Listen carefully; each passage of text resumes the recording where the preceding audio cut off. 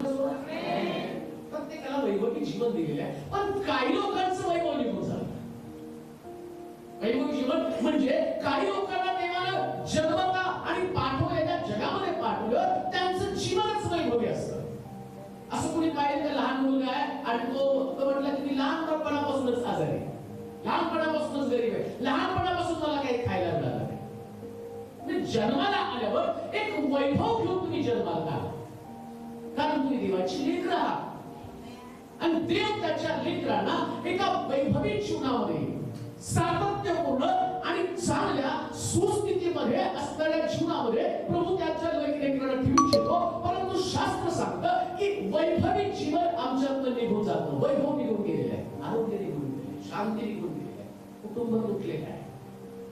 पती पत्नी पूर्वी एकत्र होते, आता तुम्ही बघताय लेकरं आई बाबाला सोडून निघून गेलेले आहे.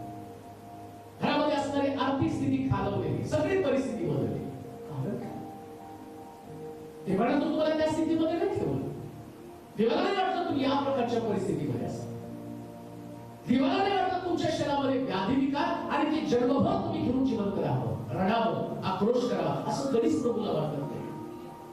मग हे वैभवी जीवन टिकणारं, वाढणारं आणि ते माझ्यामध्ये कसं राहणार आहे? पवित्र शास्त्रामध्ये पहिलाच मुद्दा सांगितला, मूळ जर पाण्याच्या जवळ राहिलं तर वैभवी जीवन असणार. मूळ कुठं असलं पाहिजे? झाडाला जर पाण्याच्या जवळ लावलं ना तर ते टवटवीत राहतं, म्हणजेच ते वैभवी राहतं. जे झाड पाण्याच्या प्रवाहाजवळ नाहीच आहे, त्याची पाने कोमजलेली आहे, त्याच्यावरती ना फळ आहे ना त्याच्यावरती फुल आहे, ना त्याला कधी पाहावंसं वाटतं.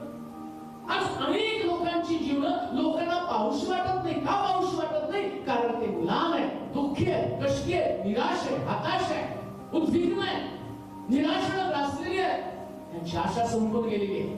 मग कारण काय? बायबल सांगतं, पहिलीच गोष्ट, मुळानं नेहमी पाण्याच्या जवळ राहिलं पाहिजे. तुम्ही वैभवी जीवन कसं टिकवाल माहिती का? तुम्ही देवाच्या वाणीजवळ, देवाच्या वचनाजवळ राहिलं पाहिजे. देवाच्या वचनाजवळ, देवाचं वचन हे पाणी आहे.